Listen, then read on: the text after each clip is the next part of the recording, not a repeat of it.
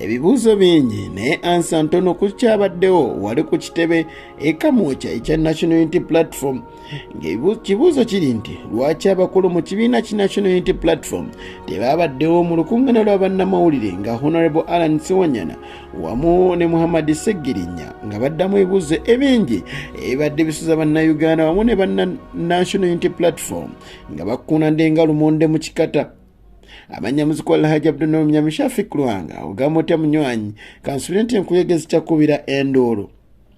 Oluvannyuma lw'ababiri bano okukwatibwa kati emyaka kumpi ebiri abantu babadde bavaayo ne babanja ababaka bano era ne wali mu kitebe ekya National Unity Platform okubanja ababaka bano kwali kwafuuka baana baliwo era nga buli kaseera abantu bagamba nti mute ababaka baffe. Nga wayise akaseera kumpi emyezi 17 abasinga bo bagibalanga emyaka ebiri ababiri baneeno baateebwa era okuteebwa kwabwe kwaliko ebibuuzo bingi ng'era abaali basaba bateebwe be babuuza ebibuuzo bino. Ebibuuzo bino byajja oluvannyuma lw'omuggalatiya era omubaka akiikirira abantu b'ekimanya Honorable Abedi Bwanika okuvaayo n'agamba nti ekyamazima bano ababiri okuteebwa waliwo enteeseganya ezaakolewa wakati w'ekibiina ki National Unity Platform wamu ne gavumenti.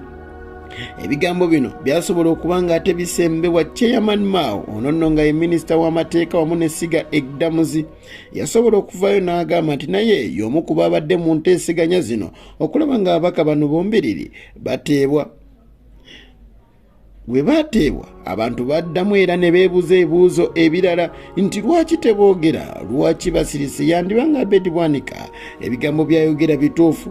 Jjukira nti no Honorable Ssegirinya Muhammad yasobola okusisinkana ku Principal Robert Kyagulanyi Ssentamu omulundi gwali gumu gwokka naye tetwalabako Honorable Ssewanyana ng'amusisinkanye. Jjukira bano bombiriri okuteebwa kyasobodde okukakasibwa Honorable Ssegirinya Muhammad olunaku lwajjo nga bakola press conference nti yateereddwa naye ng'afunye ekirwadde kya kkookolo w'okulususu oba gosobola oyita skin cancer. Ate ye Honorable Ssewanyana ng'alina akazimba wansi w'ebbeere akamunafuya bw'atyo naggweeramu ddala amaanyi.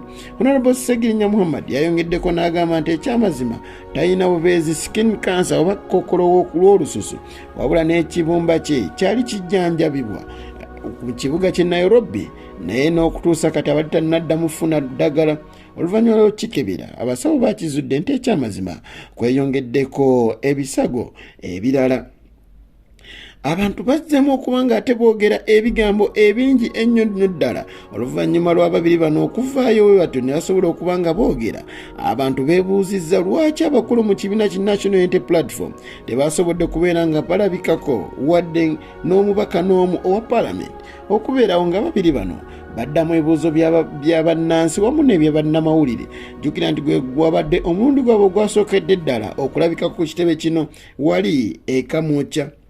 Jjukira nti kimanyikiddwa nnyo nti mu kibiina kya National Unity Platform kibadde kimanyiddwa nti omuntu yenna bw'ateebwa ayanirizibwa nga muzira. Jjukira nti twalaba abamu ku abo baatulugunyizibwa naye ne batuukira mu mikono wali Kamwokya. Mu bo mwalimu Eric Mwesigwa ono yayokebwa paasi bw'ati agenda okuteebwa yayanirizibwa era ne Principal n'ayogerako naye. Nubianali wamu ne banne omwali ba Edimutwe Dan Magic n'abalala bayanirizibwa nga bazira. Omukulu Tawa naye yayanirizibwa era bw'ati n'aweebwa n'akazindaalo ku press conference wali Bwayise. Ba Edimutwe wamu n'abalala bonna bazira bakola ensonga y'emu. Jjukira n'abakyala abasobola okuba nga bakwatibwa ne bateebwa bano nga baali beekalakasa nga basaba President Museveni ate babbaabwe kubanga bakooye embeera embi nabo bayanirizibwa wali mu kibiina ki National Unity Platform wali ku kitebe ne basobola okuba nga babakulisaayo. Naye ekibuuzo kiri nti lwaki abakulu baneeno baganya okuba nga te baganya okubeerawo nga Ssewanyana wamu ne Muhammad Ssegirinya bakiika embuga wali Kamwokya.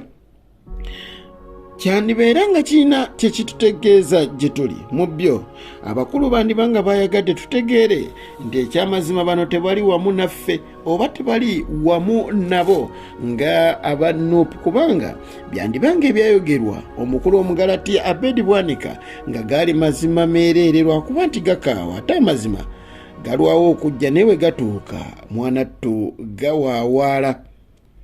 Era abakulu bano bandibanga baagala kubanga batulaga nti oba bakolagana bano bombiriri ne Nakyemalira oba ne president alimu mu buyinza gwe bagamba nti mwanattu tawabulwa.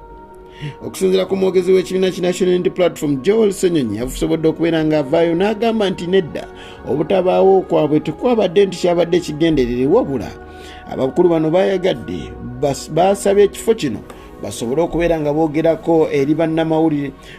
Honorable Kyagulanyi president w'ekibiina ki National Unity Platform jjukira nti olunaku olwennyini ye yakutte ekkubo n'ayerekera eggomba ku butaka ate bw'atyo n'asobola n'okukyalira ku ssomero eryagwamu nabe gye buvuddeko. Omukama kunkomere katusigale nga tukyagoberera emboozi eno osanga